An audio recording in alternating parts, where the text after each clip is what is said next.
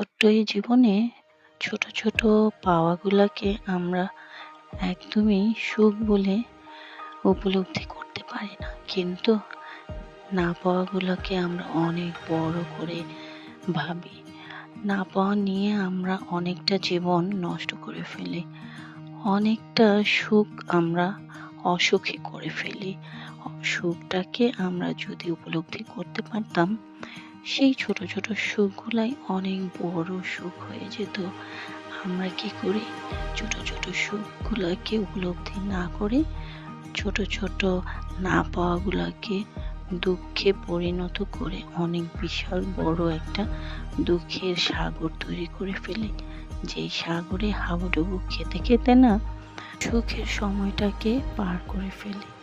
তাই সময় থাকতে ছোট সুখগুলোকে বড় করে দেখতে হবে। ভালো থাকবেন সবাই।